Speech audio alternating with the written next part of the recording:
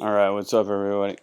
I'd like to tell you a little bit of the truth about being an electrician. What you should know if you're thinking about getting into the trade. And this may take a little while. I'm just going off the top of my head, so right, I don't have anything written or any scripted or nothing like that. So I can promise you that if you stick around, you will learn about 20 years worth of education in the do's and possible don'ts of becoming an electrician and getting into the trade. So my background is I went to Triangle Tech back in 1999, and I graduated top of my class. I graduated what was it 4.98 GPA, and a 96% attendance rate. And I will say that Triangle Tech, the the knowledge that I gained from Triangle Tech was was very was impressive, right? I was literally very skilled by the time I left Triangle Tech. We're talking PLCs and all that. However, now there's where the problem comes into paradise, right? Um, Nobody was interested in that, right? No employers were interested in that. And in actuality, maybe if I stuck around Pennsylvania area, it would have been helpful.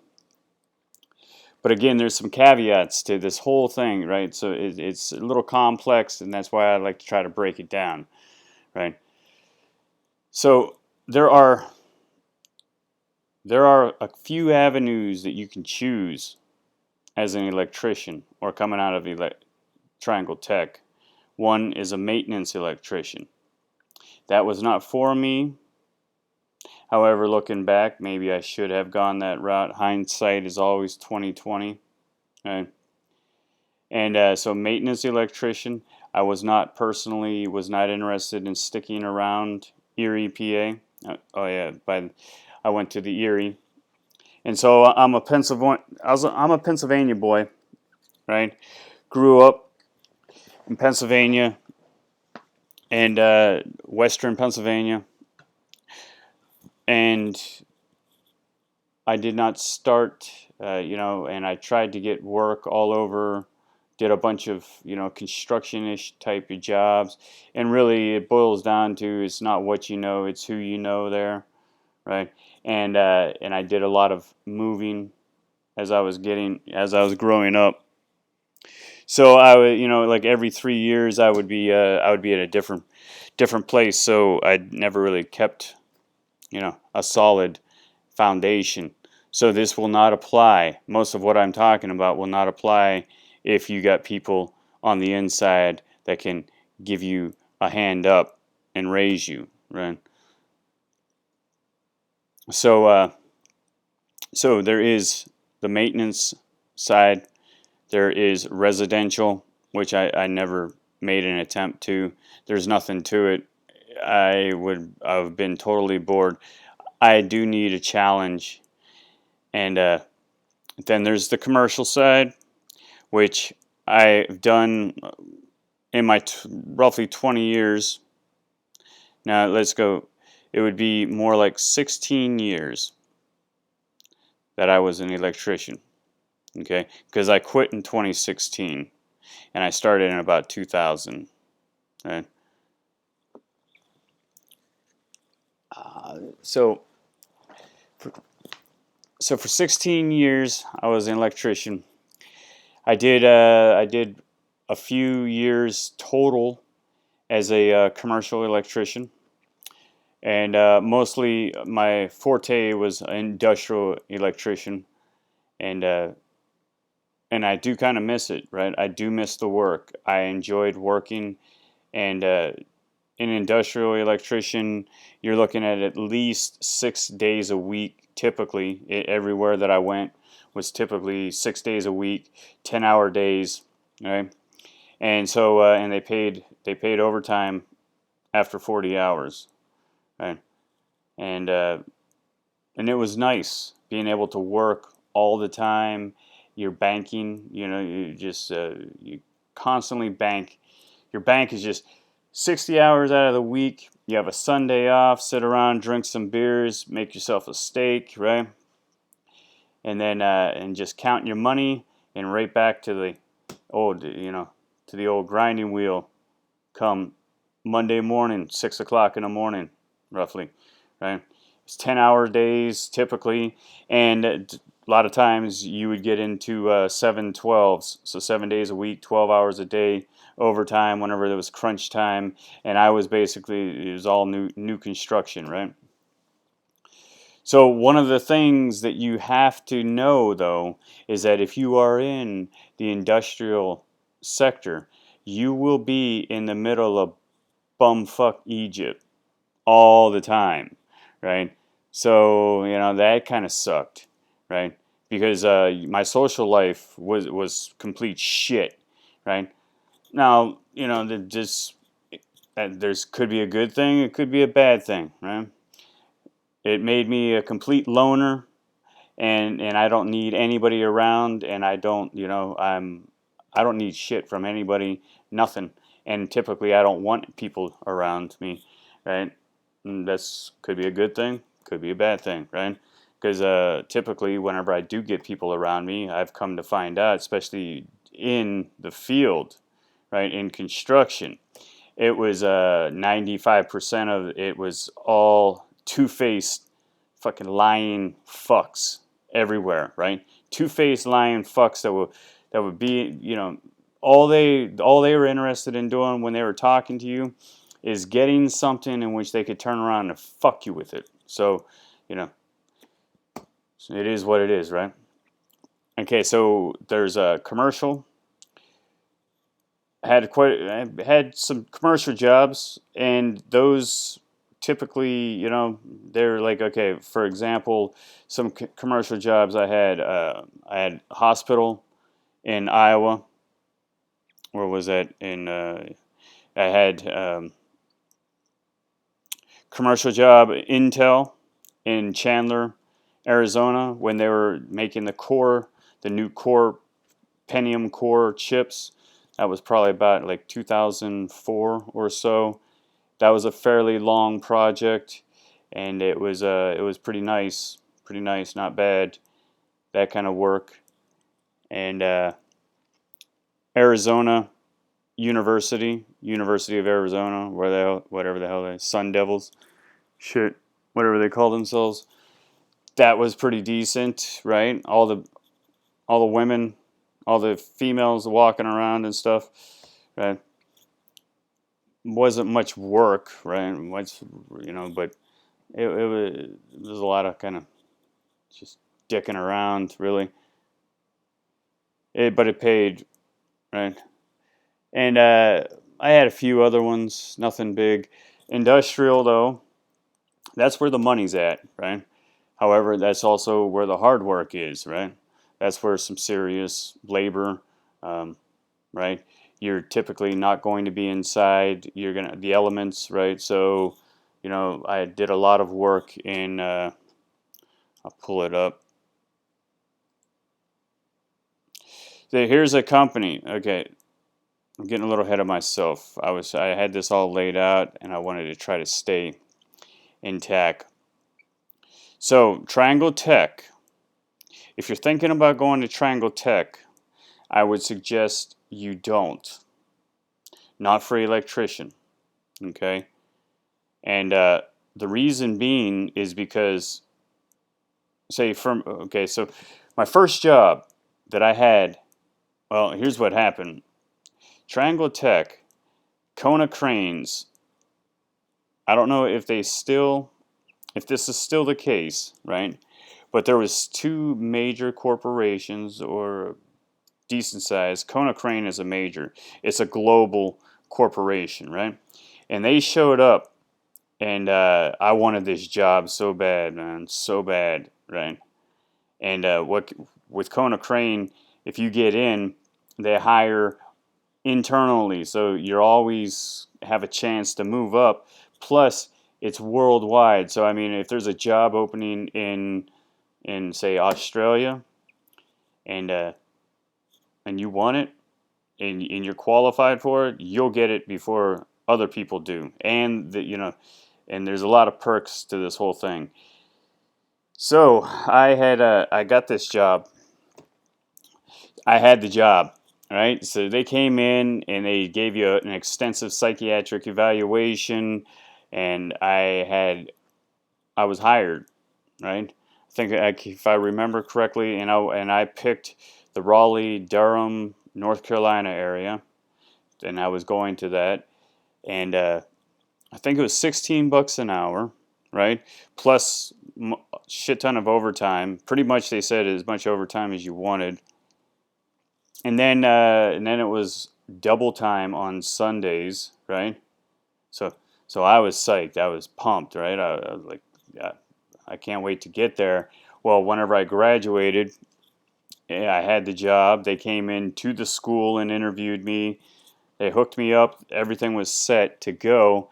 And then whenever I graduated Triangle Tech, I gave them a call, and they said like they had three small accidents with the vans, so they have vans in the shop. They're not quite ready for me. I'm gonna have to hold out and wait. And so I did, and then I waited for like a week, and I called him back, and he said, they're still dicking around with stuff and still not quite ready, but we as soon as we get everything set, we'll give you a call. And then I went out in Erie, and I had a few drinks, and then got pulled over for a DUI on there right there on Buffalo Road, right down from where I was staying, and called them the next day, told them, and they said, yeah, we can't hire you. We can't insure you anymore. So that job was finished. And then I had to wait all winter, and I was working at the Valerio's. I think if I remember correctly, the pizza joint. They're washing dishes for a shit fucking, for shit. And then once spring hit, I got a job offer from Interstates Electric, who was another group that showed up there. Where the fuck are they? Interstates Electric. And I worked for these guys for maybe a total of probably about, well,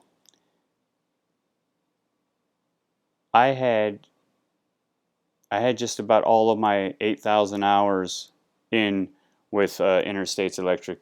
So a little over like 4 years on and off on a couple occasions. This is an organization that that when you showed up, there was a bunch of PA Triangle Tech Pennsylvania guys.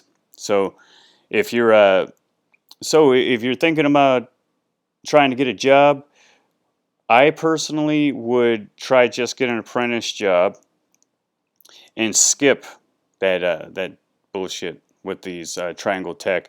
When I graduated, I had to pay them $16,000, and what it turns out is, so I get the interstates job, and the first job was in Alabama, Decatur, Alabama.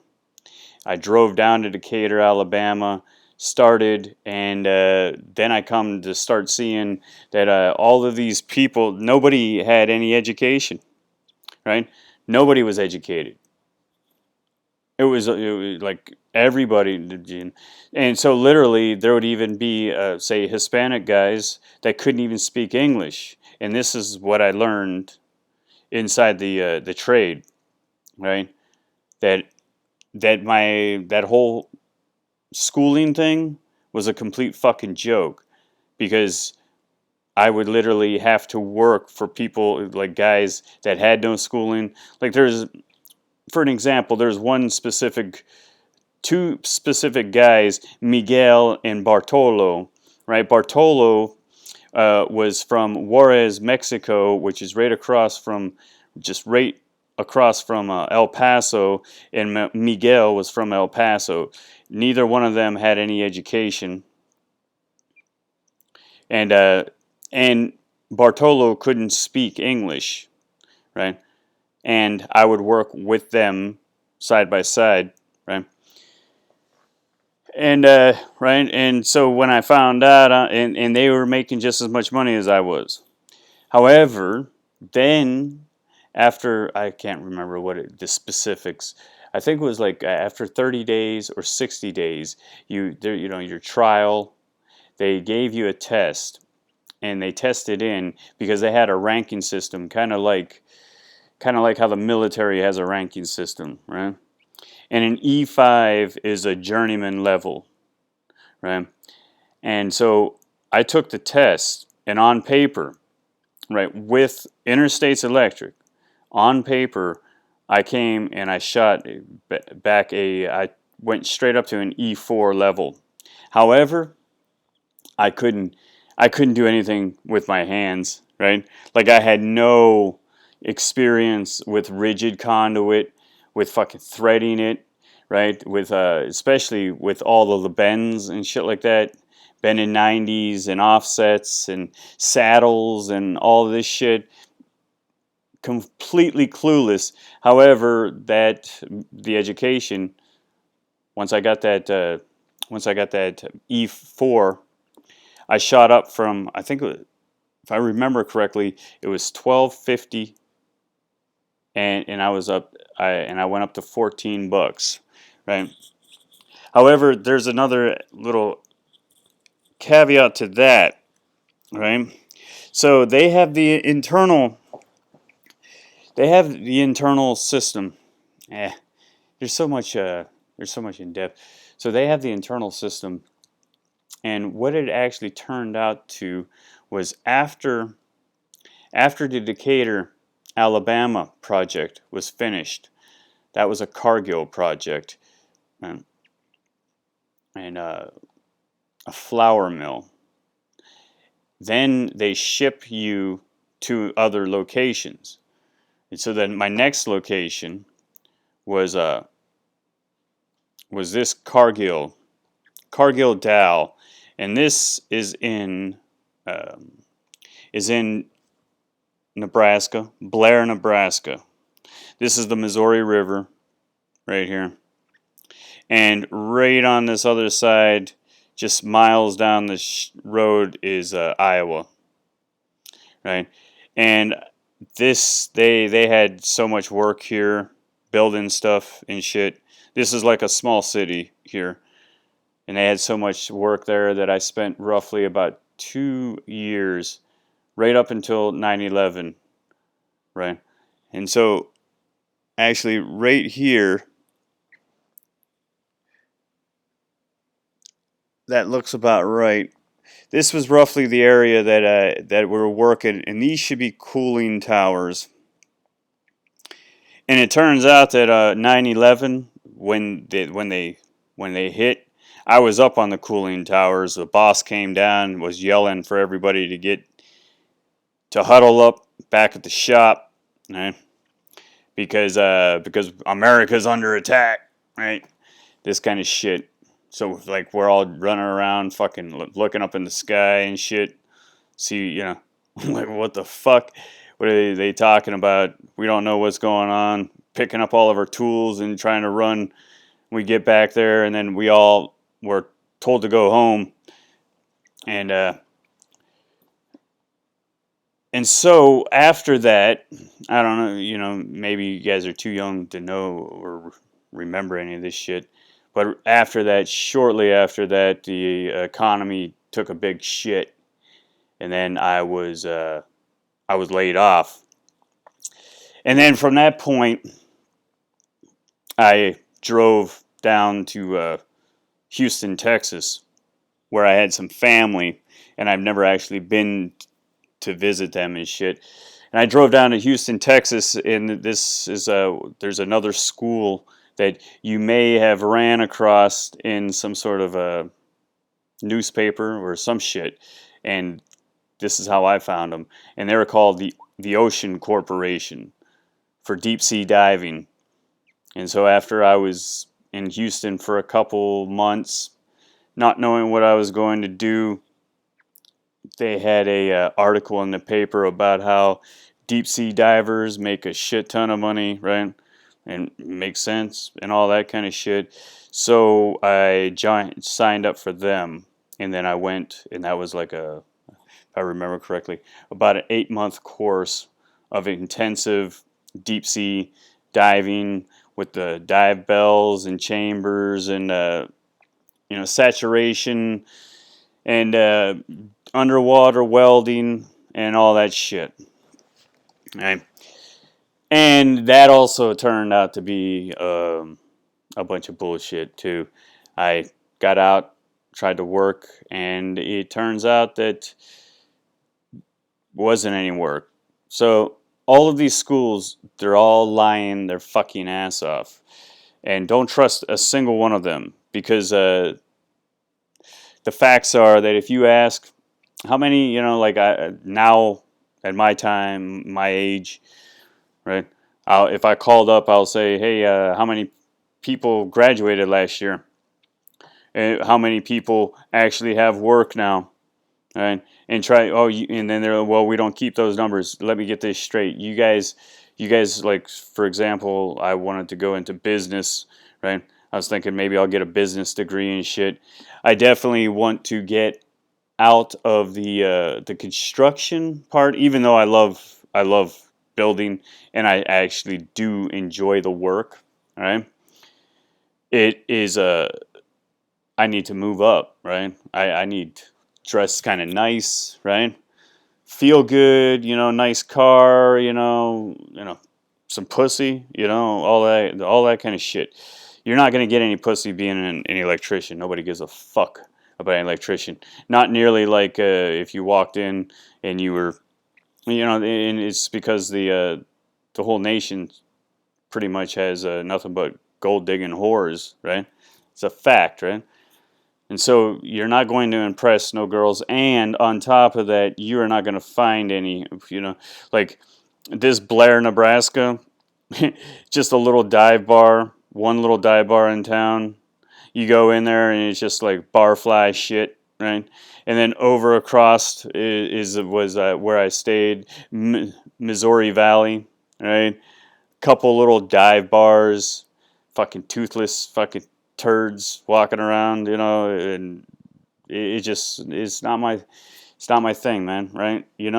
So I wanted to go into becoming getting into business, and then I'd call all these places and ask them, because it's not my first rodeo. I would ask them some questions, and they would say, "Oh, we don't keep track of any of these records and shit." And I'm like, you know, or better yet, the government doesn't make us keep track of that. So we don't have to tell you, right? We don't have to inform you.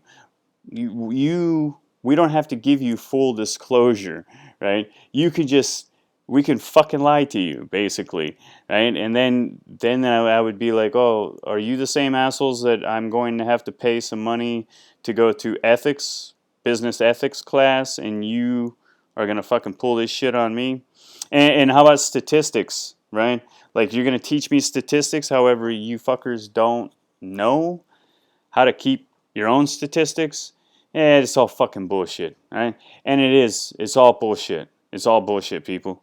Okay? So, dudes, it's all bullshit. And what I'm saying is that, just be prepared for it. Maybe you can be a little bit, everything that I know now has only been through trial and error. And if I had a kid, right, I would be telling them, don't just keep your, the more knowledge you know, the more the better off you're going to be. And so here's another thing. It is like, okay, this area, Mm, okay, so well, and then okay, yeah, yeah. So we'll get into. So we got 9/11 happens. I get laid off. I go into the dive school.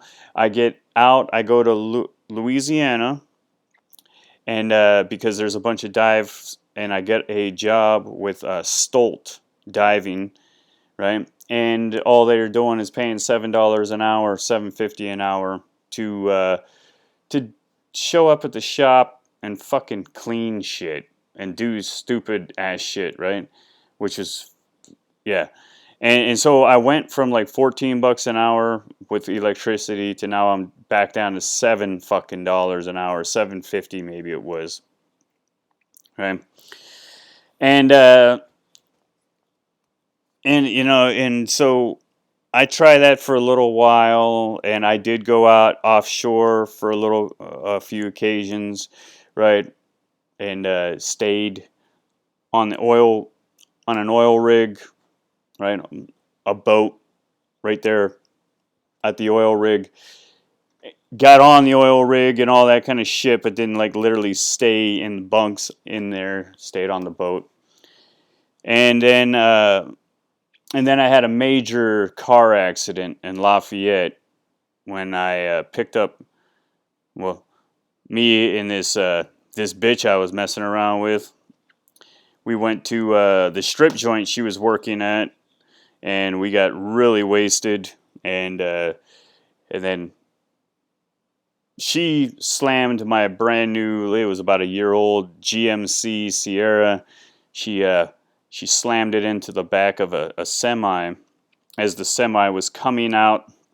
So I was wasted. I got in the passenger seat. I'm like, hey, yeah, we're gonna sleep here, and she's in the driver's seat, bitching nonstop. We can't sleep here. We did. So I just like, hey, just shut the fuck up, and I threw the keys to her, and then I wake up in the hospital, and then I come to find out that she went and and she set the cruise control to about 60 miles an hour, and I guess she fell asleep, and a semi came pulling out of a gas station, and we went straight into it.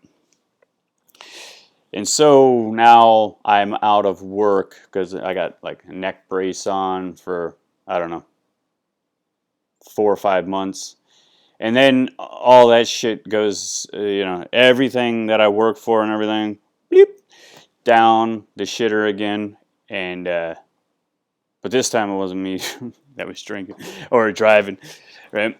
And so then from there, I get another run at Interstates Electric. They pick me up again, right? Then I show up in Columbus, Ohio, to another Conagra plant, or to a Conagra plant that was it exploded, and now they were rebuilding it. So I worked there for a little while, and this is where I was, yeah. And while I was there, they had all these Guatemalans coming in, and these guys were some serious ass kissers, right? And there's a really lot. There's some serious strange dynamics. It's all political kind of shit, you know, inside of this construction business, right? It must permeate through all of United States citizens. I don't know, right? Because I've never been around everything, right? However, it's that politically correct bullshit, right? And not necessarily politically correct for me, but it's the politics. Everybody's a ass kissing little bitch. When it all boils down to it, these grown men are acting like fucking like little girls and stuff. So there's a bunch of ass kissing going on, and then there would be these like nobodies that were in positions of a manager that loved the ass kissing and needed it or something like that. And I'm just not an ass kisser, and they'll take an ass kisser over somebody that just keeps their mouth shoved, and it's constantly working. I always grew up then again, I'm from the PA area, and when I grew up, it was all about your work ethic, right? You know, do it right the first time, or you're gonna do it over, and you're gonna keep doing it. And if something's worth doing, it's worth doing right. And so that's just what I am. I've never really was an ass kisser or anything, but my point is that these Guatemalans, I come to find out that they're all illegals and shit, right? And so I would hang out and drink beers with them and shit, and that's how I ended up finding out because they're good dudes. I mean, I'm pretty I'm pretty cool with I'm cool with anybody. If you're cool with me, I'm cool with you, and I enjoy people from all cultures and shit, right? And so I learned a lot from them, and I learned that how like the people in the United States were. So what had happened was all these Guatemalans, like I would sit there in their room. There would be 6 of them all sharing one room, right? Which I didn't even know that they were allowed to do that. But I learned that they seem everywhere they went. When I say they, Hispanic, Guatemalan, um, Latino type of people. They could speak Spanish, fluent in Spanish and shit like that. Everywhere they went, it was like the red carpet was fucking rolled out for them, all of the time, all of the time, right? It was weird, right? Because like I would call and be like, "Hey, me and a buddy," and I wanted to, I met somebody that was cool. We got along really well. We should start moving, together and shit like that, picking up jobs together. And nah, it was just I would call, nah, but I would see Hispanics like father and son teams, right? Or just buddies like Bartolo and Miguel, and they were always together, right? And I don't know if it was because one would be like, well, he's a really good worker, he just can't speak English, and so then they would always, oh, right, oh, that's too bad, he can't speak English. Well, we're going to cater to that, right? Because, and then I don't know if it's also because of the standards that were put on them that they need at least so many, you know, of minorities, so to speak. However, I will say that in the 15 years that I worked, I did not. There was rarely ever a black dude on the site, like barely ever. I can only remember a couple, you know, there was one I can remember that I got along with really well. Then there was a couple other ones, and yeah, there was, but Hispanics nonstop. And you gotta, and I also here's a fact that when you show up, I've seen this many times. Um, I would show up in a place that was primarily Hispanic, and I would have a journeyman's license. Well, Texas was a real good example. Every time that I showed up in any projects that were in Texas, there was a huge, I mean, it was like probably 85% Hispanic, and I would have a journeyman's license, right? And most of them didn't, and I would be the shit dog, right? Like the bottom of the, and it was like, it was, yeah, it was well established. The pecking order was well established, and I was at the bottom. Okay, and and I will say this: if you are thinking, here's what I should have done. Hindsight 2020. I personally should have gone and spent 4 years learning Spanish, and I would be 100 times farther. So instead of going to school there, doing that bullshit Triangle Tech, because they're a bunch of liars. Not learn Spanish. Yeah, learn Spanish, and it's really not that hard. Because I mean, learn a few hundred words, and you can just go online, YouTube, a few hundred words, right? Just to get you started, and yeah, you'll be way farther ahead. And what else we got? So yeah, the Hispanics became a major problem, and it got worse and worse, right?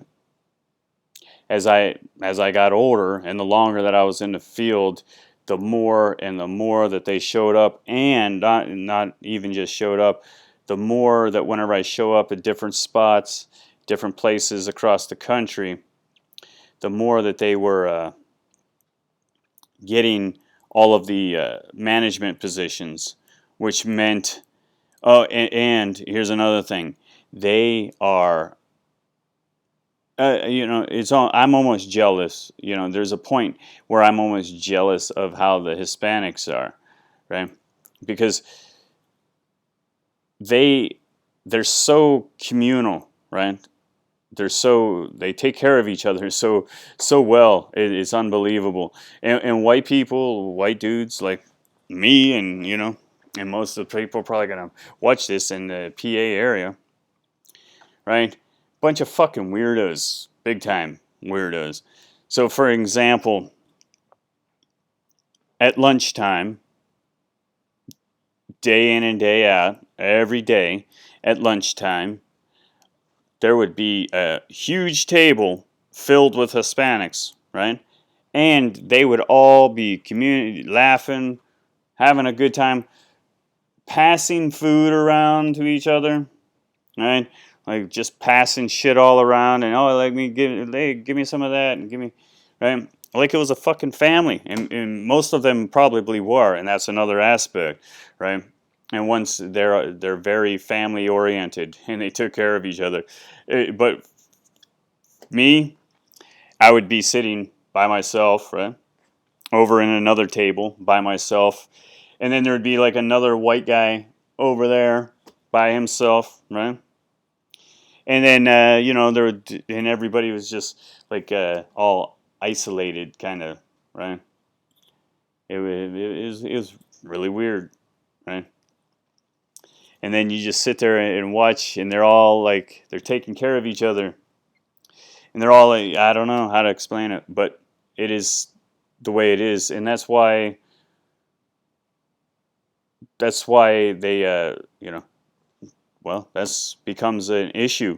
So if you're white and you're going to go out into the field, yeah, you're it's not racism, right? It's not racism. They're not being racist by any means, right? No different than we weren't, right? You just taking care of your own people, like yeah, man, this is my brother over here, right? And what does that make him your brother and this other person? No, I mean we could all be brothers, but this white dude over here, I share so much with him, just like you share so much with with Juan and Jose over here. You guys share all this, you know, you share so much with each other, right? I don't know. It's just a natural instinct. It's called tribalism, right? Right? And so if you're from the tribe, your own tribe, you start looking after your own people. And now, but then that's racist for you because you're white. And if you pull that shit, well, now you're going to have everybody fucking you, right? That's what it is. So anyways, so that's something you need to be well aware of. Another thing is there's major nepotism, right? So it's not even the Hispanics have their own thing, but also I would show up and it would be the white people would have all of their family in the place too. So a bunch of family, right? So if you're not part of this family or you're not part of the Hispanics, then you're on the shit end of the stick, right? And all the shit jobs are gonna come to you. I'll give you an example. I showed up to this place with Higdon Construction. Higdon, and they're out of Houston, Texas, or right around that area. And I was in McKinney, Texas, which is like up just east of Dallas. And when I show up on the project, it was all Hispanics, right? And there was a Hispanic girl that would walk around like all day with her safety glasses up here, right? Not on her face, always up here, and all she was ever doing was just walking around, and she was fat, right? Like big rolls and shit like that, and she's making money. I don't know how much she was making. However, when I showed up, they're like, I'm a journeyman electrician with a good 10, 15 years, not 15, but a good 10, yeah, 10 years. Journeyman electrician. I got probably at least a good 10,000 hours in, and they would be like, here's a shovel, here's a pick, right? Go out there and dig into the Texas clay. We need 18-inch trench, and it has to be, right, it's about a foot wide and a good 15 feet long. Right?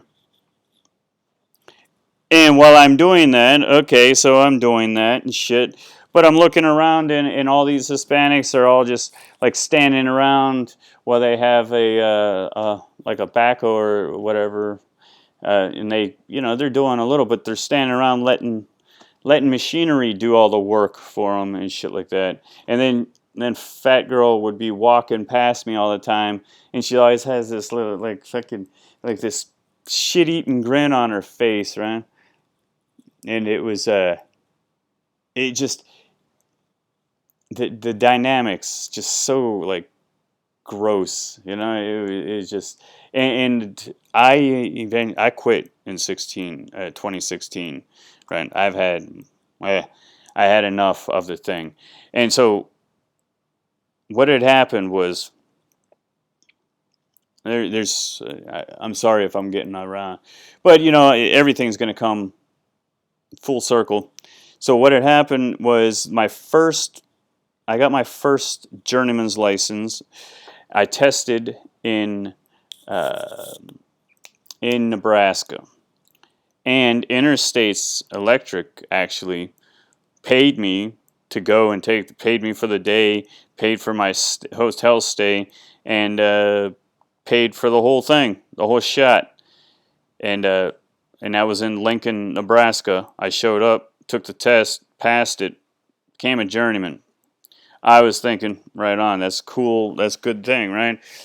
And nope, it's not. You're not going to want to necessarily be a journeyman, right?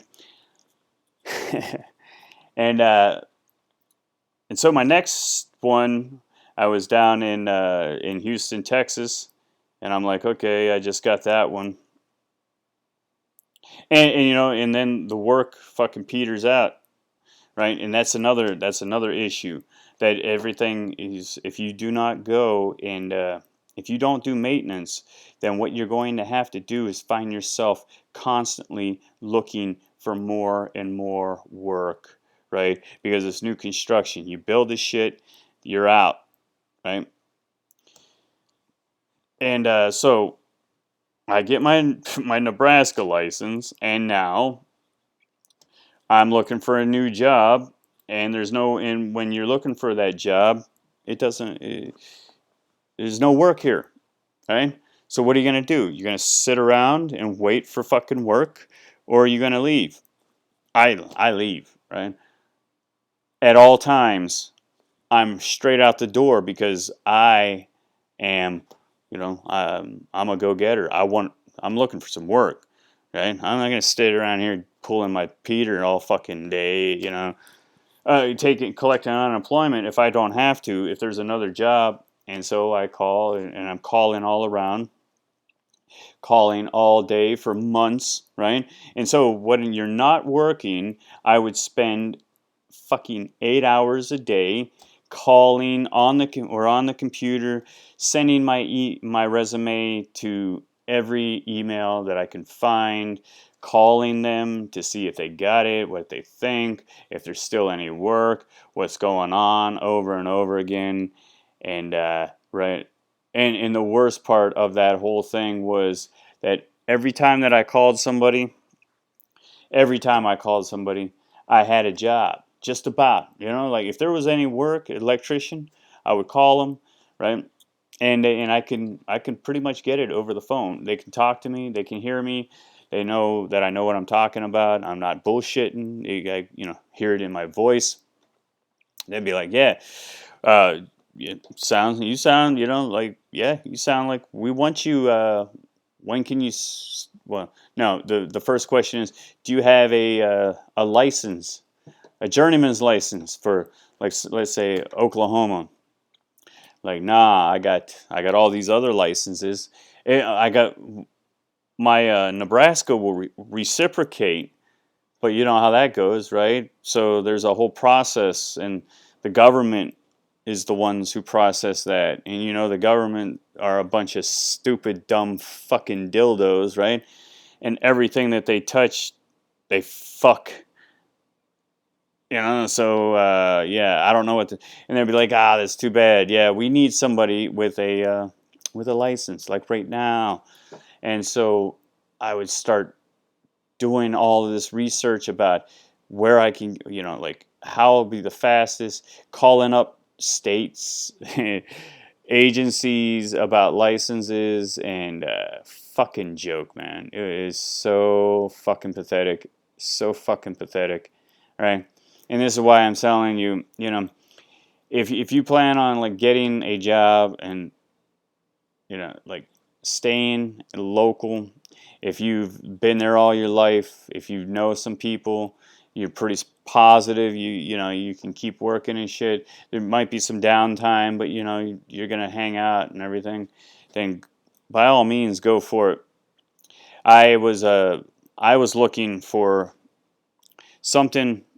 Actually, I'm a global I'm a global mindset. I was looking for international, right? That's why I went into the Ocean Corporation, right?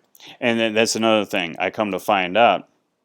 So I'm in the Ocean Corporation, and I'm talking to somebody, right? And there's an old diver from the Navy who's our instructor. This old dude, he used to be a diver for the Navy, and he overheard me talking. And I'm like, yeah, man, I get out of here. I'm gonna fucking, yeah, like Australia or something.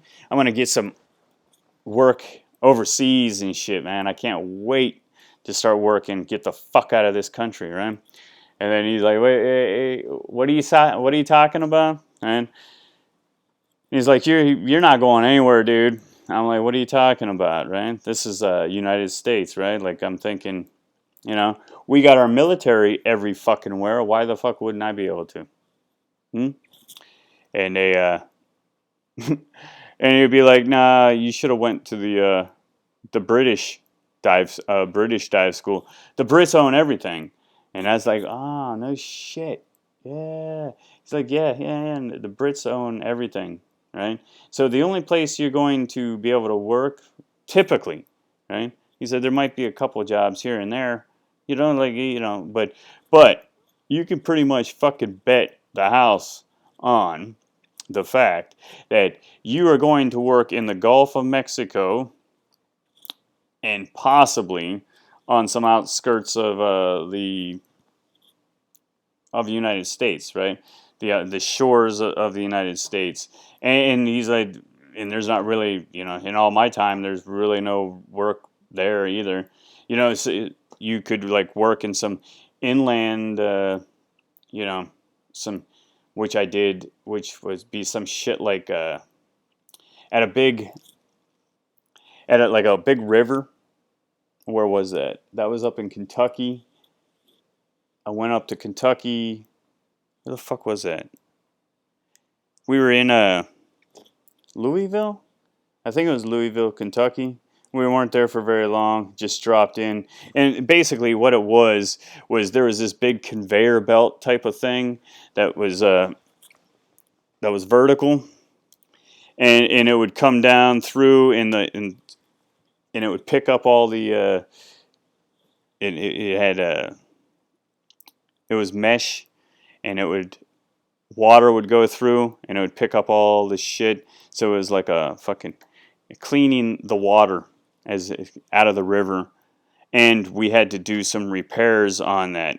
So we had to show up at the this big fucking manufacturing site, right? The guy puts on his dive gear, goes down, and does some. I don't even know what he was doing because I didn't, And so that kind of worked, but that's about it. And I was like, son of a bitch, man, right? Like so. And also, yeah, electrician, you're not working anywhere else, right? I mean, you're going to have to just jump through so many hoops. So, if I would have known, if I would have been properly prepared, I would have done welding. Welding is, yeah. I've never done welding myself. However, it was always, when I'm at work, there was welders everywhere, right? Also working. And the way in which they worked was, yeah, they had it nice. They had it sweet. In actuality, this, for one example, was this Cargill, right? Up here was the parking. I worked in this, this is the shitter, what the hell do they call that? They had all these little bugs in here. Waste management. I worked right on there. Worked inside this waste management. We pulled out all this 500K mil. It's like copper wire like this thick, right? And I was working for this old man, and we pulled it out. It was laying there dormant, and we ran across it.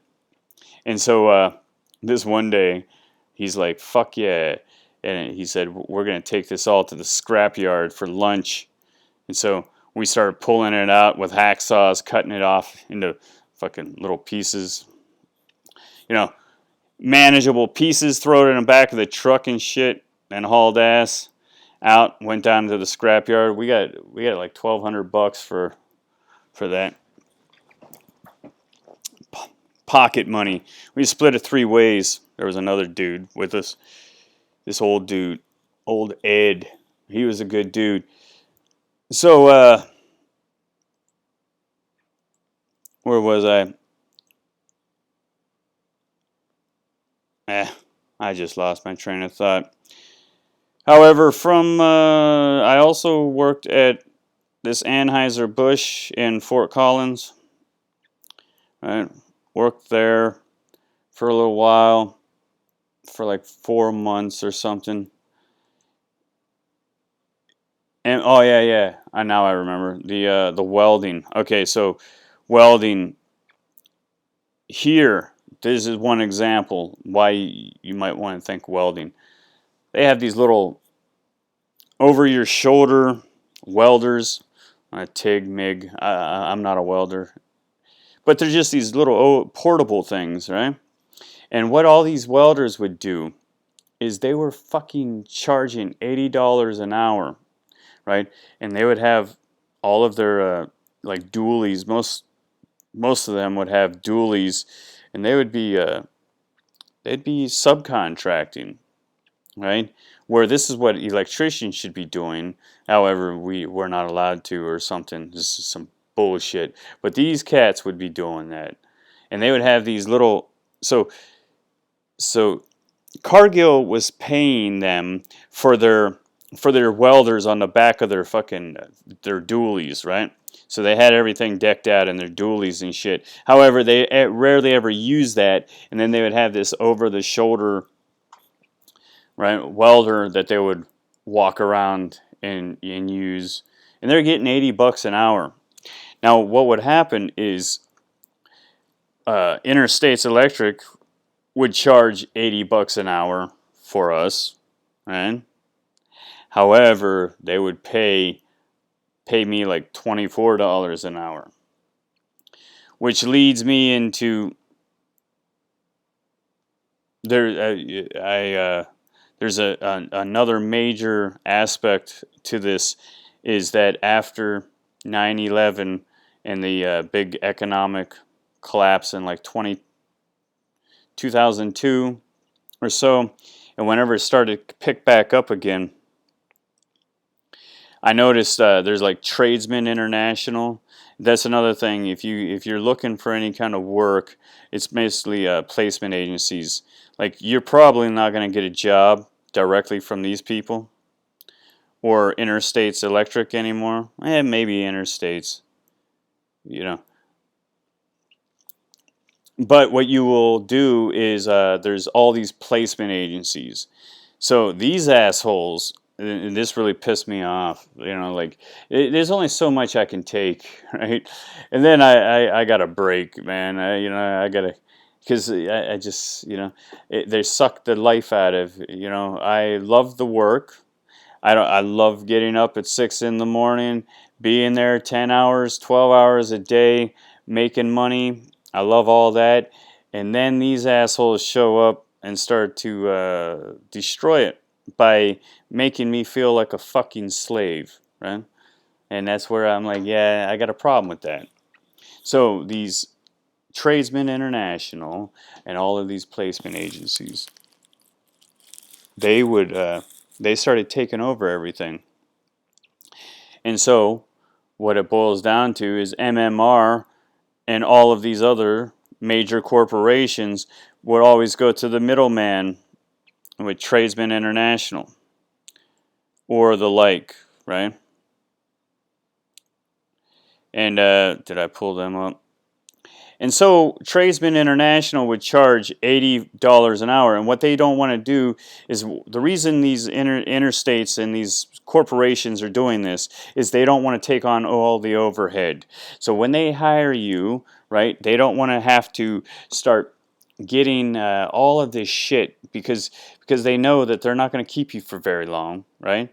So they don't want to have to start with fucking retirement plans, IRAs, 401ks, medical, all of this shit. They don't want to do that.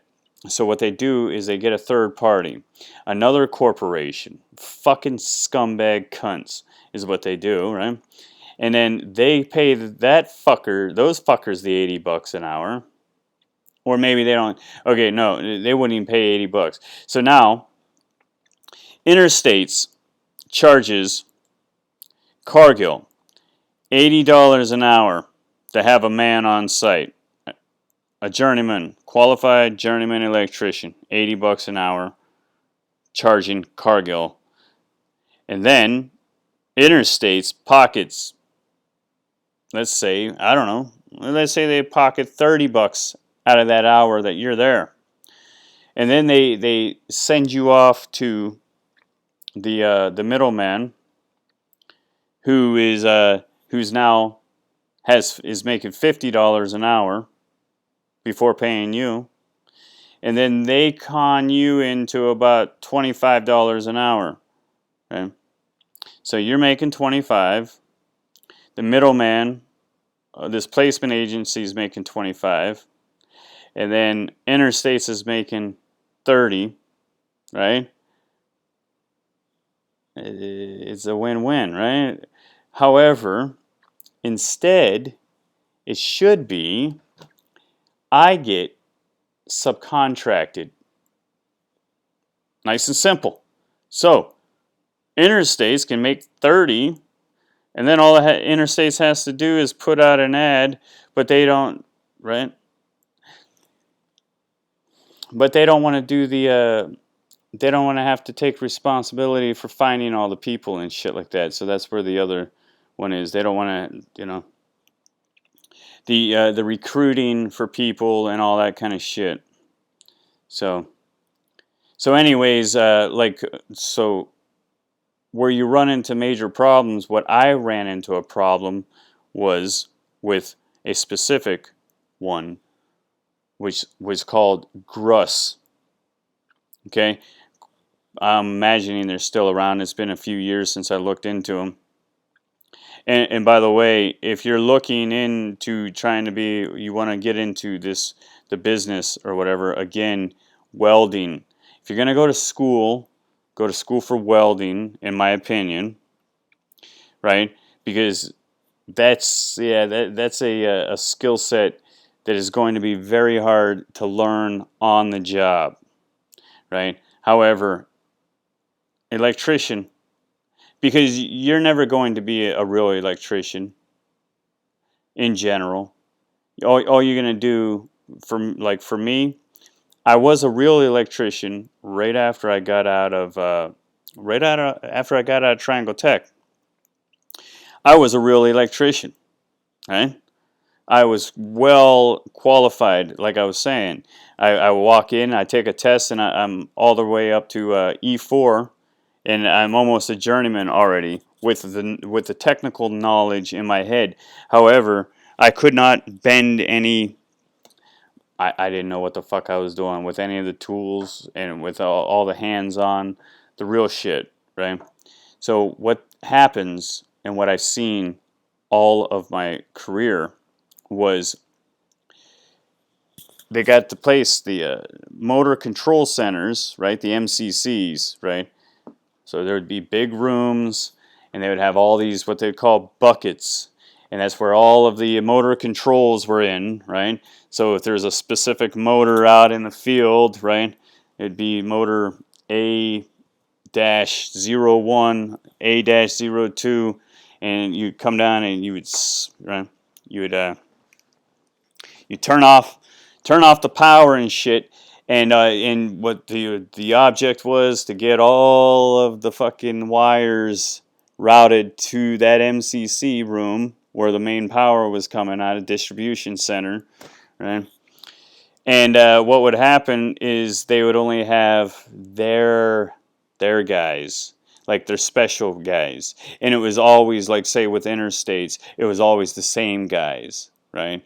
And so there was a few little select people that the only time you could come in, right, is if you had to run some pipe or something.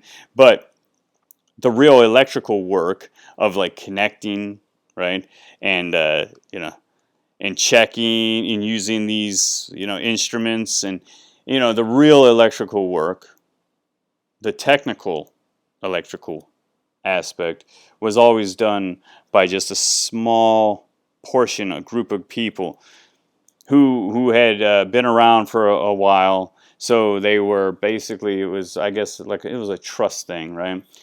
And okay, I get it, but it doesn't help. It doesn't help everybody else, because the facts are that after a few years of not doing these things, then you start second guessing yourself. You're not quite sure, and quite frankly, anybody, in my opinion, if I was running a business, I would be moving people around constantly, right? So for a week, you're gonna go in the MCC with this guy, and right, maybe it's the same guy, but I'm gonna start taking people and moving them around, so everybody's well versed in everything.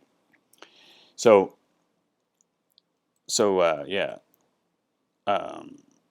welders, a welder. I've even thought about going back to school just to be a welder.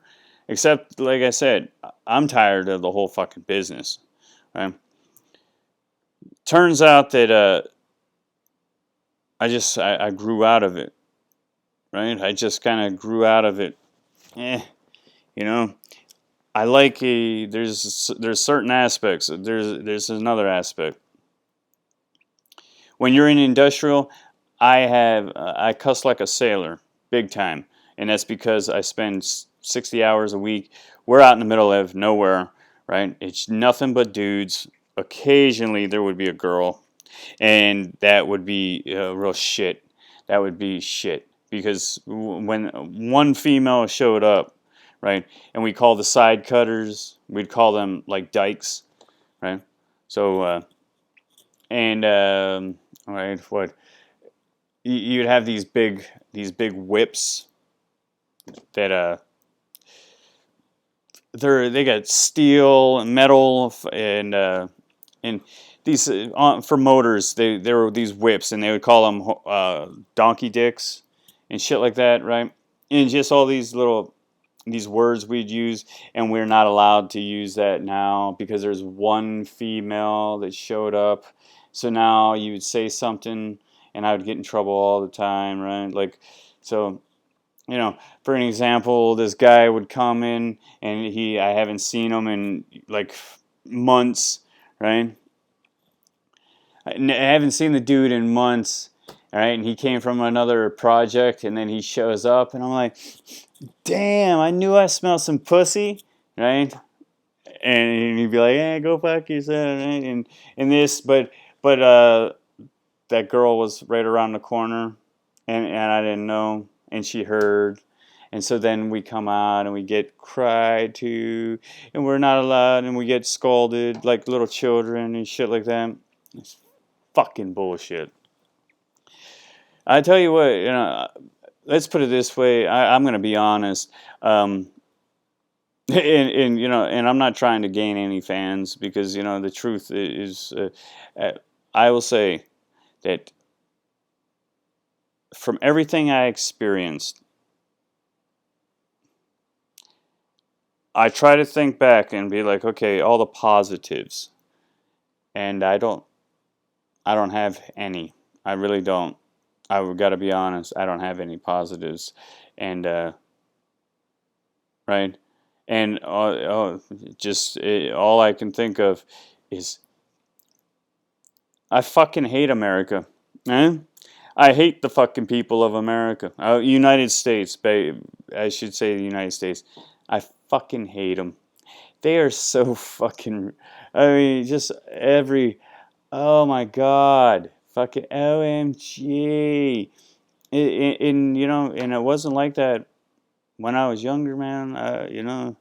It's just weird. It's everybody with this politically correct bullshit, and everybody cries about every fucking thing and whatever. So yeah, and so I'm like, yeah, get the fuck away from all of this nonsense. I'll leave the country or something. I don't know what I'm going to do. However, it is what it is, right? And it's a fucking joke, is what it is. But back on to the. So yeah, if you are looking for some work, if you want to try it, right? There's MMR is one, interstates, but again, I would probably suggest this is even better. Here's what you could look into. This is called the Industrial Projects Construction Board. It's also referred to as hot sheets. Now I pulled up hot sheets and it went like straight to this. So there used to be a hot sheets, and I don't know exactly what happened. And like just right there, I just saw this scroll. Tradesmen International now hiring all crafts for shutdowns and new construction. Right? So there you go, guys. Don't even waste your time with Triangle Tech. Get right into the business. And I know for a fact that there's tons of Hispanic guys that have no fucking education. Oh, yeah. Okay. So when I went to Cargill, I talked about Miguel in Bartolo, right? And we were in Decatur, Alabama. I went to Cargill in Blair, Nebraska, and then shortly thereafter, and I got me a room and that's another thing. Like you're gonna have to get used to. It's pretty hard finding places to stay out in bumfuck Egypt. And so you're going to have to get used to living out of hotels, which I did for many years, right? And whenever you can find a place, it was bare, right? However, there was a thing like roommates.com. I got on a couple occasions, I did the roommate thing. That wasn't too bad. Not too bad. I did that in Phoenix, which that was turned out to be a pretty decent in Phoenix. And so Bartolo, so I find, oh yeah, but when you do find if you can rent a place, I rented a place and it's bare, right? Like I just, you buy an inflatable bed, right? A little TV, right? Now I just use your laptop and an inflatable bed. That's it. And but there's always lots of beer. So, and beer, lots of beer makes all, the blue skies, all the gray skies fade away, right? And so I get there and I get an apartment. And then Bartolo and Miguel show up. They don't have a place to stay, and I let them stay at my place for, I don't know, probably up to maybe 2 weeks. And the moral of the story here, or the point of this story here, is that while I was hanging out with them, we're hanging out, we're drinking beers and shit, and I mentioned something back because this is when there was this big uproar about Hispanics crossing the border, and this was like about 2005, 2006 or so. And there was what are the Minutemen were all down are going to it wasn't that about 2004 maybe. I can't fucking remember. The Minutemen were all going down into like Phoenix or Arizona area, and then Bush came out and said to Vicente Fox was sitting beside him, and he said that these Minutemen, he's not going to put up with any of this vigilante shit. Right, calling Americans that are down at the border trying to help protect the all of these vigilantes. Anyway, so we were talking about it. Bartolo couldn't understand a fucking word I was saying, and Miguel goes and says, "What do you say?" Oh, I said something about like, "Hey, I got no problem with anybody, anything. I don't give a fuck where you are, who you come from, what. However, I don't like this bullshit, fucking coming in illegally, right? And fucking with our shit." And then he starts saying, "Oh, you fuckers, you fucking white boys, you taking advantage of us, homie." Right? I'm like, "Oh, we're taking advantage of you." And he's like, "Yeah, what are you making?" He's like, you take $14 an hour?" I'm like, "Well, I'm making what a fourth degree electrician, class 4 should be making. What are you making?" Right? And then he's like, fuck that. And I'm like, "Oh, whatever and shit." Okay, well, here's the point of this is I come to find out he's a class 2. And there are probably about 4 others that are class 4s, all coming from Triangle Tech, all coming from PA.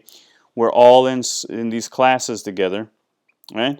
All rated 4. And one guy, it was at lunchtime. We're going through the hell do we call that whenever we go? It wasn't our shop, the trailer, right? The job trailer, yeah. And he's cleaning up the job trailer, and he just pulls out this thing, right? And it's a pay stub, and he's like, ooh, and he looks, and it's Miguel's, and Miguel's making $16 an hour, $2 more an hour than all of us white boys were, right? And we were all fourth degree, and he was a second degree, right? And he would go out of his way to cry about how we are taking advantage of him, right? And that was very interesting, right? And that goes on all day in every way. And you know, and then you get on the news and out here, well, they're taking the jobs that Americans don't want to take. They're being used and abused. Shut the fuck up with all this nonsense, man. Whatever, whatever. All right. It's of course everybody was. That's another aspect in this country. All you got to do is start fucking crying and play the poor me role, and people are gonna start, you know, start kissing your ass. Apparently, I don't know. I do like this though. I was going through, and this is what made me even think about this. They were talking about Triangle Tech was Indeed, and they got rated out of 62 reviews a 3.0. And then this guy, nothing positive to say. The place is horrible. Worst employer I've had ever in 35 years in the workforce. Constant harassment by management and micromanagement. I don't know about this.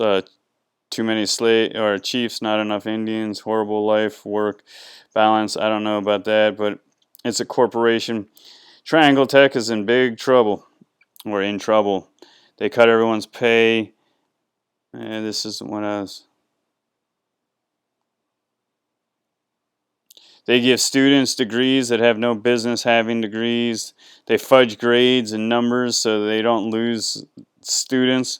Yeah, I believe all that shit, right? Don't waste your time. Very little hands-on instruction. Erie, PA.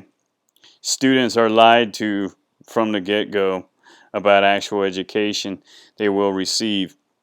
Now, I agree they're lied to in many ways. However, the education aspect was, I would say, it was pretty. You know, it is what you put into it, and I do know that there was the aspect that there's quite a few guys that didn't partake in any of the instruction.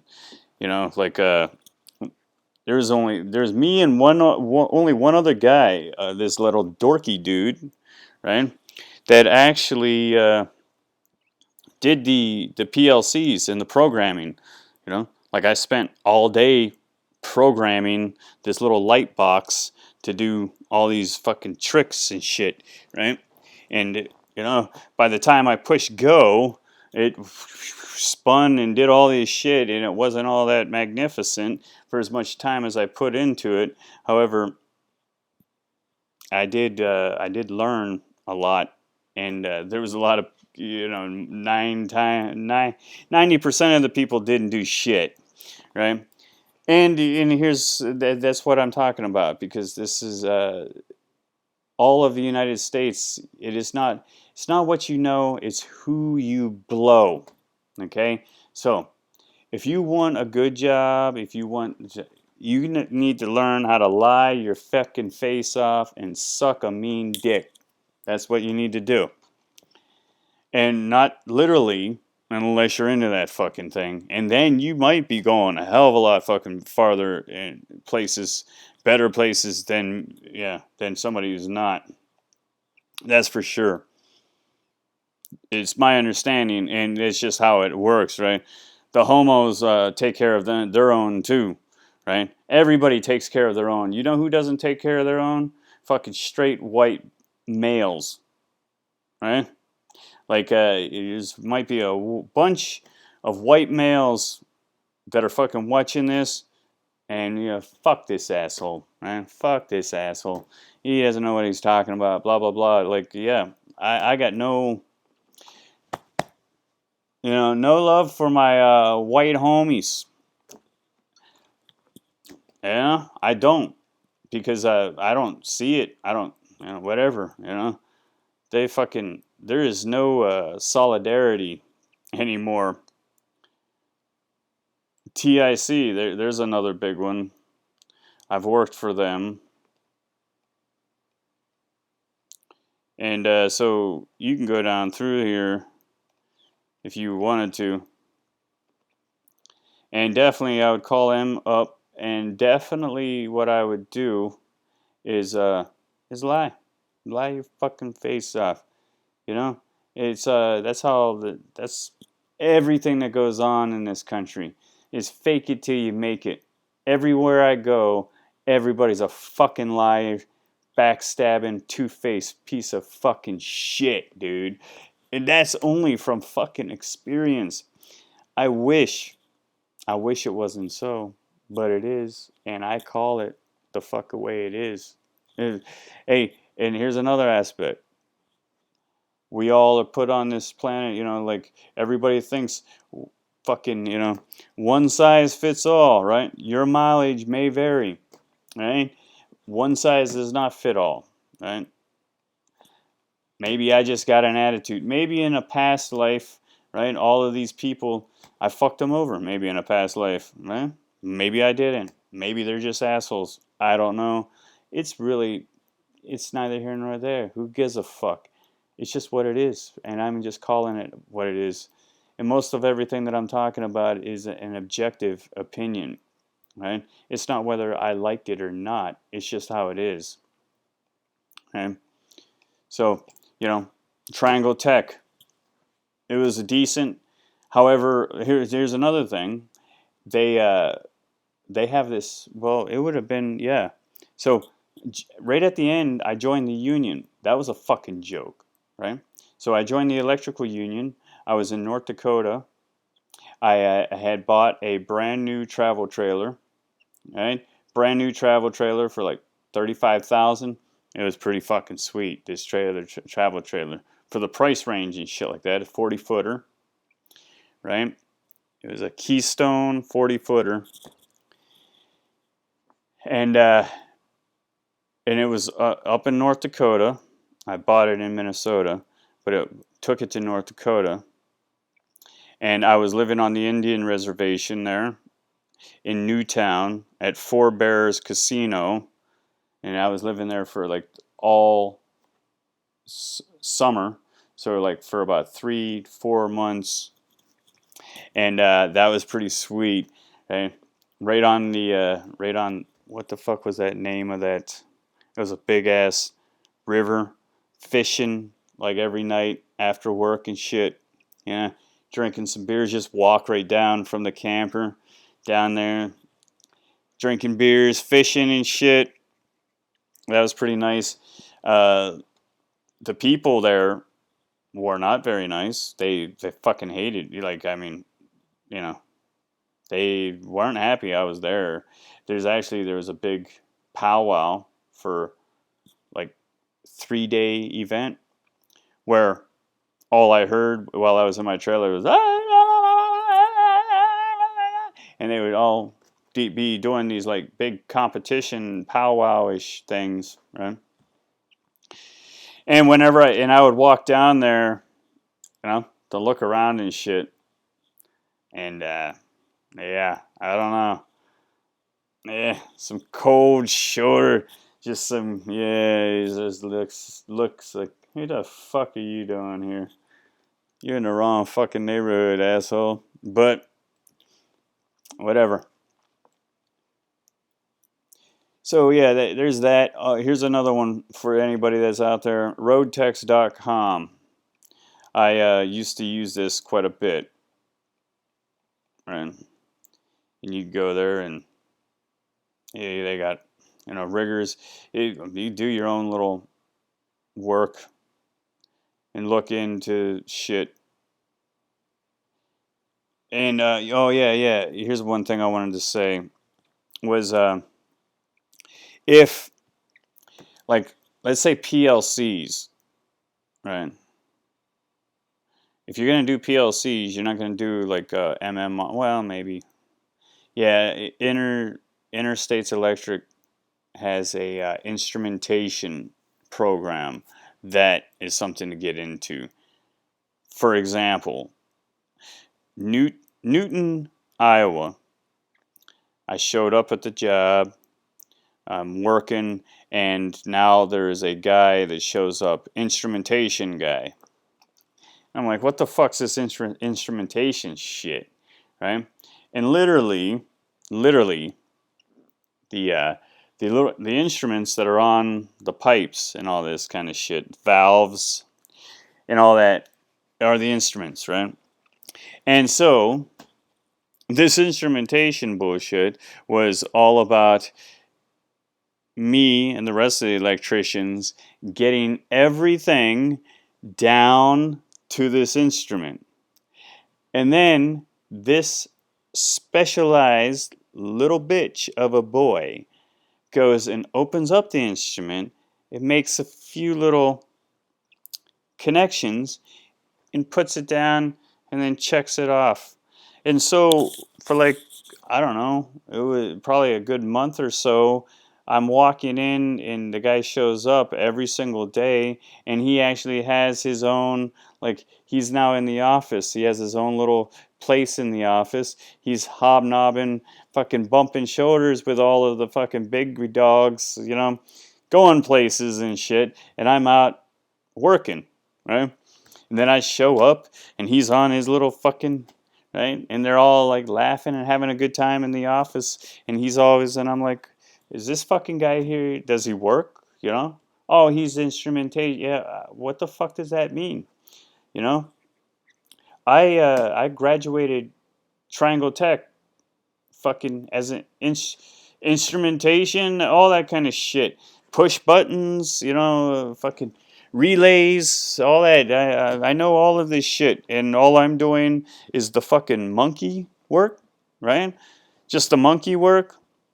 Or just bending some conduit, spin it on, fucking hang it all up, pull wire, and then Big Daddy gonna come in and fucking and take all the glory and shit. Oh, he's so fucking, he's a hero. What kind of bullshit is this? Well, eventually they fired me from that project. Interstates, yeah. Oh, here's another thing. You you better get used to drug testing, and well, yeah. And if you don't know how to pass a test, then you need to learn how to pass a test. Wank, wank, wank, wank. Okay, and it's pretty easy to do, and it's I failed a couple tests, and with Interstates Electric, you know, that was kind of cool of them. Right. So like I had worked for them for a couple years. I failed a drug test, right? And they're like, and I was on my way from Phoenix to Virginia because I worked at Elkton, Virginia, at the Coors bottling line. They're in Elkton, Virginia, and they're putting in a whole new bottling line. That was kind of a decent project. However, before, you know, the first time I was on my way there, and then they gave me a call while I was in my truck driving. They're like, "Yeah, no, you don't have to go. You." I'm like, "What's up?" And they said, "You fucking failed the piss test." I'm like, "Get the fuck out of here." Yeah. Okay. What does that mean? And they said, "Well, yeah." All that means is we can't hire you. We got to fire you, but we can hire you back in a month. Okay? And so, okay, so you said, hey, dude, said you made a mistake. No big fucking deal. You know, you've been working for us for a long period of time. We know you're not like a, you know, drug addict and all that kind of shit. Right? You're a good worker, strong worker, good. So yeah, give us a call in a month. We'll see what. And then I gotta be honest, and I fucking failed it again. Oh shit! Yeah, I failed it again. Oh well. I thought I could, you know, I thought I could get it, but you know, and then I told him, you know, what the fuck, man, right? You canned me for a month. All I have is nothing but free time. What the fuck, huh? So I'm sorry. Can I? Can we try that again? And they ended up hiring me again in the later on, but it wasn't like the next month later. I can't remember how that happened. I can't remember, but I can remember that I failed it twice, and then that's where I said I'll never fail it again, and I never did. However, now this was some bullshit. This was some bullshit. So you also need to know this, right? In my opinion, this fucking itchies. So I have. Oh, I never told you. I've had. I had a total of all of the licenses that I had. First one, North Dakota or Nebraska. I tested for it. With Nebraska comes a reciprocating process. I think you had to have it for a year before you could start reciprocating. I can't remember the specifics on that. And there's only a certain amount of states. And some states come in and some states leave. Right? And that's some bullshit there too. Okay. So then after that, I got my Texas, which also has another little thing for reciprocating. And this is the worst part. Instead of having one national license, oh my God, how great that would have been, right? I would have always been working. I would not be a complete fucking worthless piece of shit loser right now that I am, right? A worthless piece of shit loser with fucking all of this education and experience, knowledge, know-how, and willingness and motivation to succeed, and I'm not allowed because I don't have a license for 50 fucking different states to be able to work. Like, for example, I had 6 licenses at one time, 6 licenses, and I got a call from Alaska with what was going to be 712s, and it was going to be like 6 months worth of work. It was Prudhoe Bay, right? And yeah, and they were like, "Do you have your license?" No, but I can get it. It's called a health card, and reciprocate it.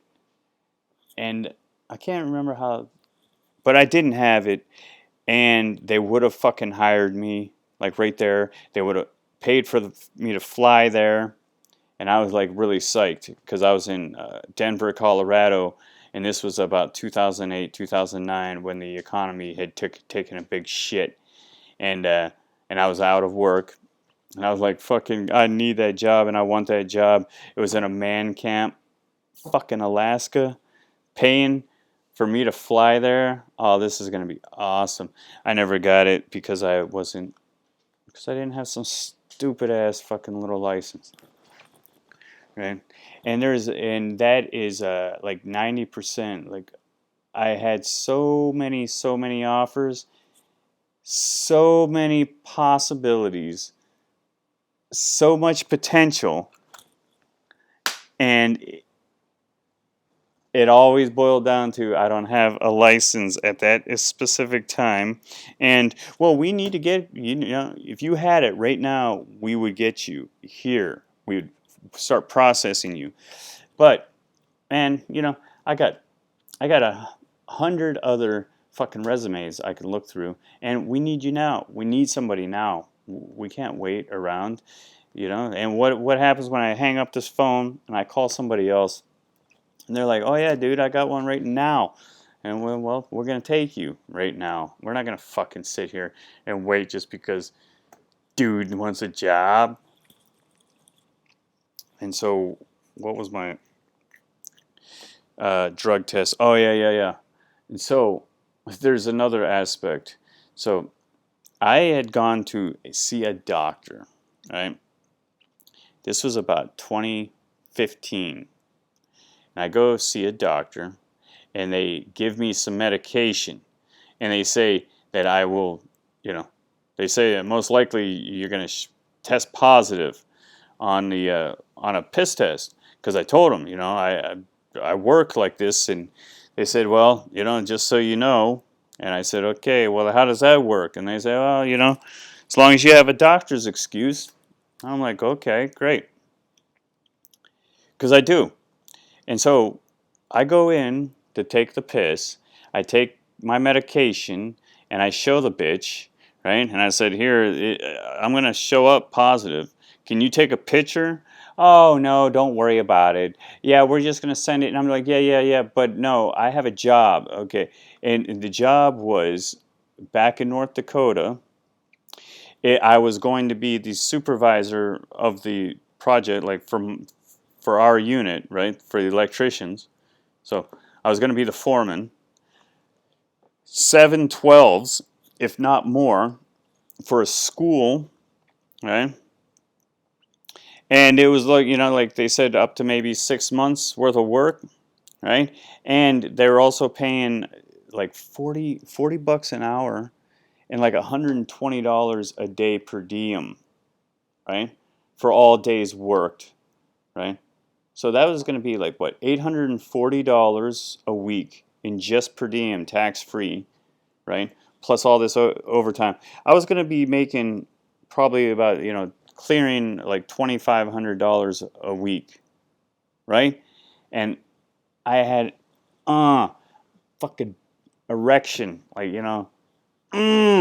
yes, I'm there, dude. Let's do this. Let's do this. All right, so I show up, right? I'm like, okay, I'm going. They said, when can you get this done? I said, I'm taking the piss test like fucking right now. As soon as I hang up the phone, I'll call you up. I'll call up and tell you where I am. You can put get it ready, hooked up. I show up. I said, here, can you take a picture? And she's like, no. And I said, yeah, don't worry about it. They'll give you a call and shit. And I'm like, no, we need to expedite this, please. Just, can you take a picture? Here's the thing. I'll even give you the fucking whole pill bottle, whatever the fuck it takes, okay? No, that's not how we do it here. Yeah, I know. That's not how you do shit. Because you fuckers don't do anything. Really, come on, man. This is important. I understand you don't give a fuck. And this is way beyond your fucking, your scope of reality. I understand that. But you can't even, like, try? Do nothing? Nope. Oh, okay. Well, I go and I do it. And then the next day, and I call, and they're like, okay, well, we'll give them a couple days. Next day, the next day, now I start calling.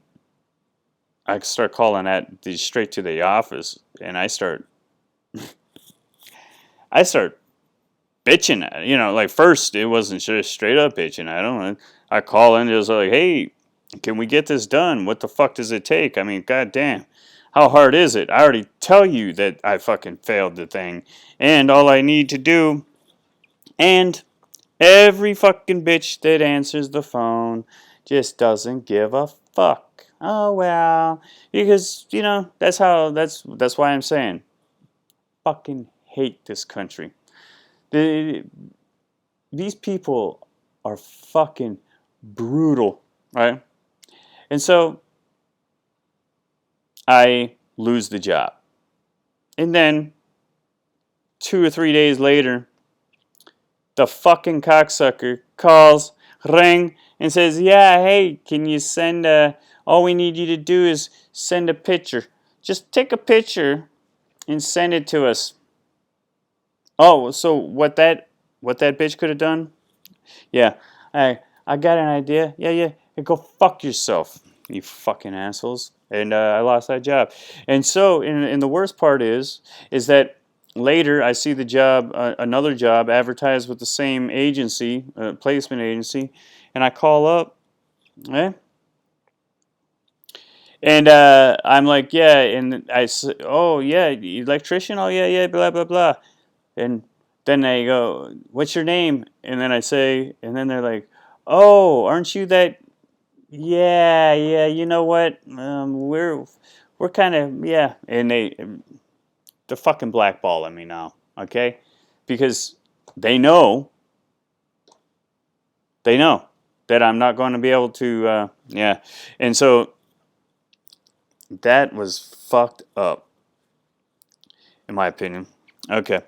So these are things you need to know. Like, you're not going to, if you're trying to get into this electrical business, it's a fucking joke.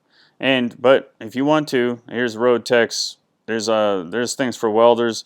What I would do if I was you is I would open up and check out, like, they got 400 jobs for welders, fucking 2 for pipe fitters, right? And see what's going on in the country. Because well, for me, I know personally that I had to leave Pennsylvania. Pennsylvania was filled with blight.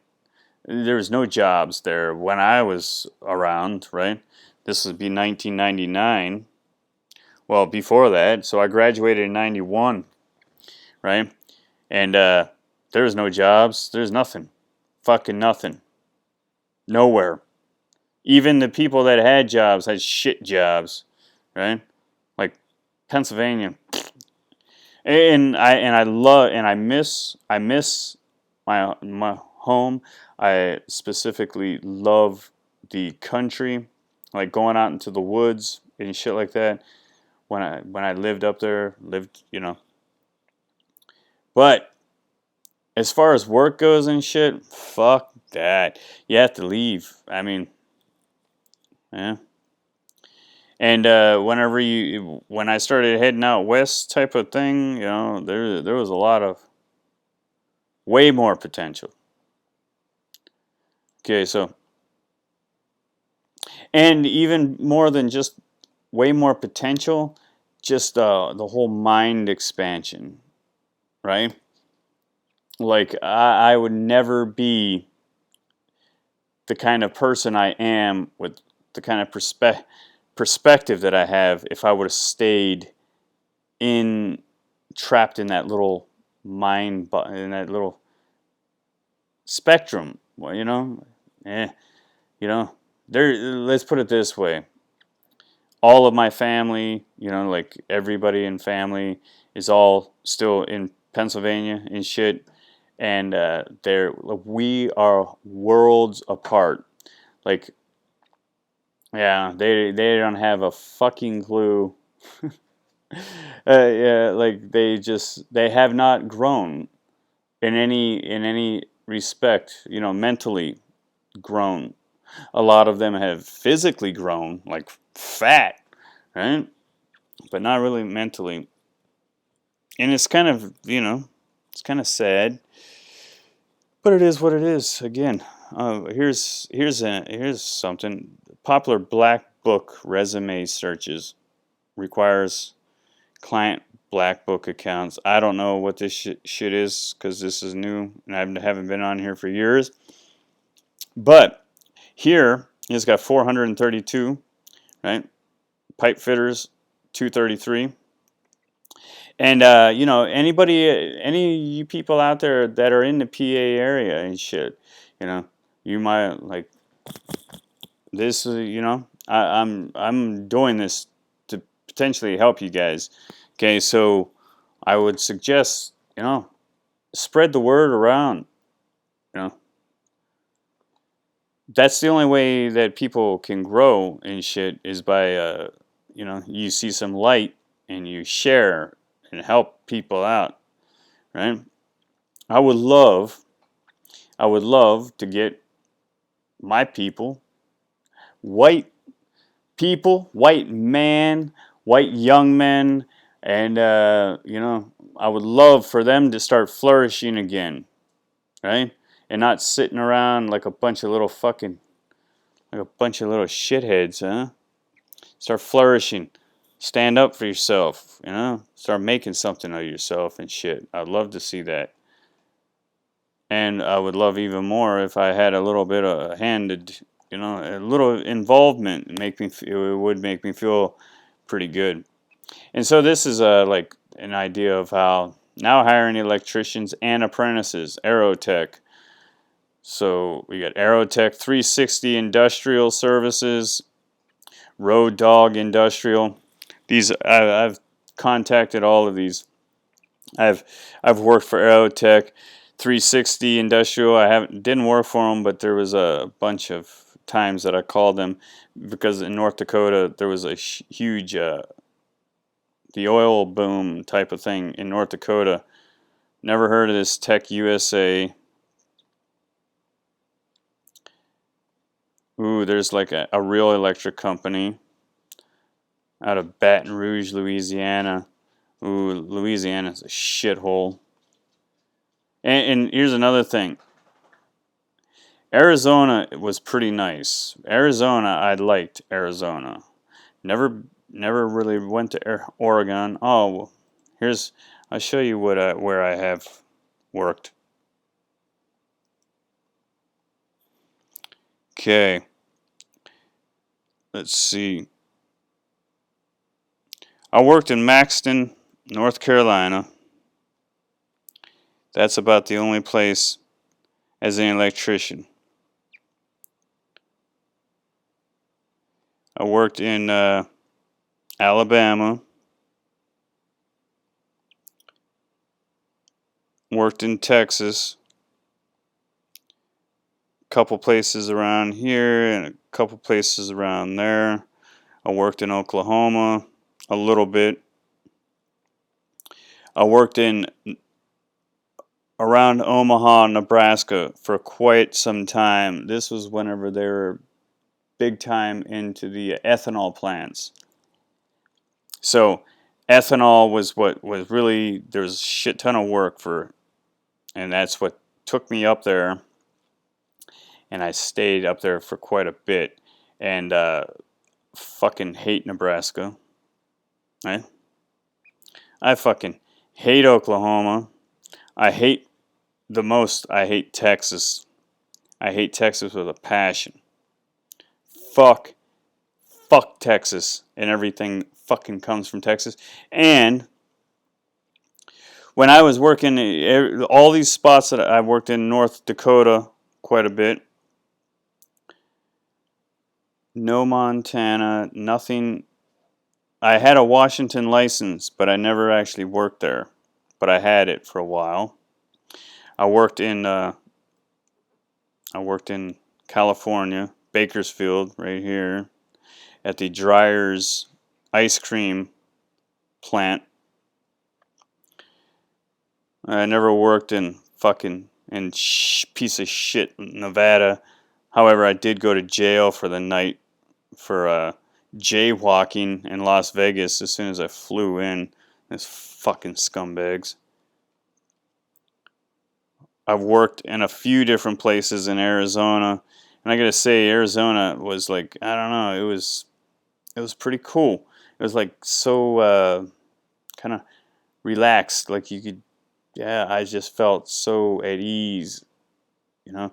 Like if I walked across the street in Phoenix for jaywalking, nobody would have gave a fuck, right? However, in Las Vegas, I do, and they throw you in jail. And around here, oh, these people are some of the biggest fucking Nazis I've ever. They're fucking scum. I hate them. And in Louisiana, New Orleans, Mardi Gras, the first night of Mardi Gras, what was it, 20? Yeah, they threw me in jail for fucking at an IHOP, right? Just because I was too loud at an IHOP. Because we're all drunk, right? Hand grenades and all that kind of shit. And just because we're too loud, instead of somebody saying, hey, you guys are too loud and can you guys just leave? Yeah, no problem. Or if we were starting to say, go fuck yourself or something like that, then I can understand. But no, they just, that's the game they run there. The Louisiana scumbags. Fucking scum. Fuck Louisiana. Don't know anything, never been to Arkansas. Don't have anything to say about Missouri. Fuck Kansas. Fuck Kansas. Every bit of Kansas that I've ever ran a row through. Don't have anything to say about New Mexico. Denver. Lived in Denver for a while. I don't. I liked Colorado. I'd probably go back, especially seeing how it's marijuana is legal there. I've been through Wyoming quite a few times, and don't have anything to say about it.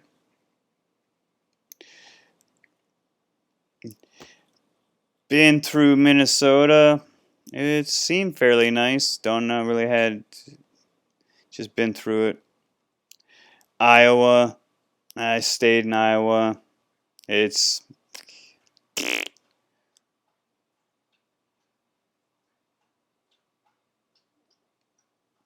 and yeah, those are pretty much the never worked in any of these New England places. Caro, Michigan. I worked in Caro, Michigan. Had a pretty big project in Caro, Michigan, which is like right about here. Caro, Michigan. I caught the clap or whatever from a hot chick at a bar, right? Really, really fucking cute, and it was like a one night stand, and then a drippy dick, and so that wasn't very cool. However, other than that, it wasn't too bad of a stay in the area. I didn't really have any other issues or anything.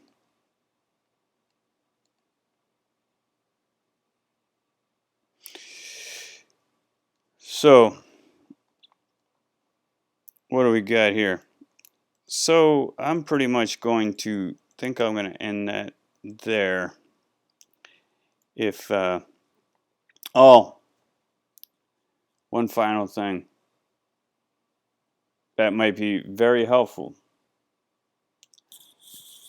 My suggestion is to, instead of Triangle Tech with these trades, fuck trades, okay? Get into computer programming. That's where it's at, dude. Right? Computer programming. And this would be my final thought here. This is the university of the people. A university is a education revolution. It is the first nonprofit American accredited tuition-free online university dedicated to opening access to higher education globally. Now, I don't remember the specifics. It was a couple years, and I totally forgot about this until I started thinking about what I could do to potentially help anybody that actually watches this, which I doubt anybody will, right? And yeah. Oh, wait a minute. Oh, so yeah, with Triangle Tech, there was quite a few times. So they have like job placement bullshit. Yeah, bullshit. They don't have job placement for anything. And every time that I called, they they had big runaround and shit. And what I was getting at was 2015, like right before I quit. Oh, I never talked about the union. That was a big mistake. I joined the union at the very end of my career, just because I was like, well, yeah, I don't even know what to do anymore, man. I don't even know what to do. So I'm going to join the union. And I called and I spoke to all kinds of people. Like, I called all across the nation because the union's a bunch of fucking weirdos. Well, you have to join here. And when you join here, you can't, all this, you know what I don't need? I don't need more goddamn dictatorship in my life, you fucking weirdos. What I need is for everybody to shut their fucking mouth, stand the fuck out of my way. Get the fuck out of my way, please, so I can move forward, huh? so I can move forward. Is that gonna bother you, you fucking weirdos? So, anyways, I do, and I joined, and here was the kicker of this. So I joined up in Minot, North Dakota, and because I was in the area, and they hold back like 3 months, if I remember this exactly correct, right? Like everything I'm saying is true. There might be like, oh, it wasn't exactly 3 months. It was a little okay. So a few little technicalities. It was 3 months. I'm pretty positive. They hold back 3 months worth of wages for your medical insurance. However, they didn't tell me this whenever I started and shit. So they hold that back, and then but you have to do at least what was it? 40 hours a week times 4. So 160 hours a month you have to complete. So I'm like, whoa, right? And I didn't know any of this stuff until until I got into the problem. So after 3 months, now the project is finishing, and they want me to go to another project up in Minnesota or in North Dakota. But I'm like, nah, I just bought a brand new travel trailer, and and I don't plan on keeping this travel trailer in the fucking North Dakota, right? Winter, right? 6 months of like fucking negative, negative 40 degrees. That fucking thing is gonna shrink, and the doors are gonna. Yeah, no, I just bought it. It's brand new. Maybe if I bought some little hunk of shit thing, which right? But yeah, no. So I joined the union because for the fact that I figured that now I'm inside of the club, right? So now I have potential to do more, and so I'm looking like I'll go to California and shit like that. They're like, nah, you still need all this, California license and all that kind of shit. So, anyways, gets to the point where now I cannot fucking, I, I have to leave, and then so if you don't work 40 hours a week or 160, I can't remember that. So I think it was 160 hours out of the month. If you work 159 hours out of the month, then the next month you have to pay $700 out of your pocket because you didn't meet the criteria. So now you slide back. So it's really weird. Okay, so you work for 3 months. They're pulling out money. They put it into your fucking medical. 3 months later, medical starts. However, if you don't, within that month, if you do not meet your 160-hour criteria, then they pull back the medical.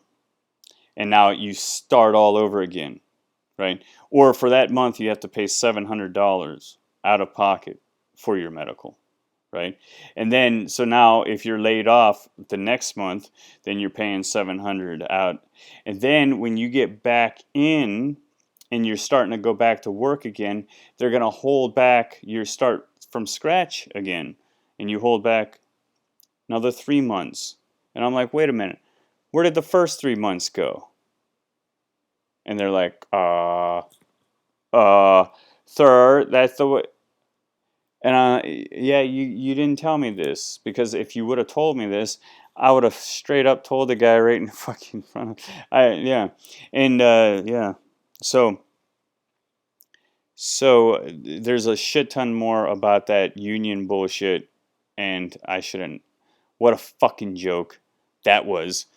Okay, and it's unbelievable because I mean nobody in their right mind could even I could not even formulate this unless I was literally making every effort to just bend over every fucking idiot that came through my door. Oh yeah, you want to join our club? Oh yeah, just bend over right there, you fucking dummy. Eh? Eh? Yeah, hey, and then while you're done, put your right hand up to God and pledge an oath that you solemnly swear that you will uphold all of the fuck you fucking assholes. So, anyways, University of the People. If you want to check it out, I think it was there's zero tuition. Once you get in, I think you had to pay $100 for the test, something like that. Like I was like, get the fuck out of here, and I totally forgot about this, and I think I need to go and join. I'm probably gonna join and start getting some of this shit, knock it out of the park, because nowadays, yeah, I'll be all over this shit like a fat kid on a cupcake. So, all right, guys. Adios. Take care. I hope this helped. If it did, let me know. Comment. Tell me what a piece of shit asshole I am down at the bottom. Oh, that's another thing. I love this. You know, this is exactly this is prima facie evidence that they're lying fucks. Triangle Tech. If you go on, they have their YouTube channel, right?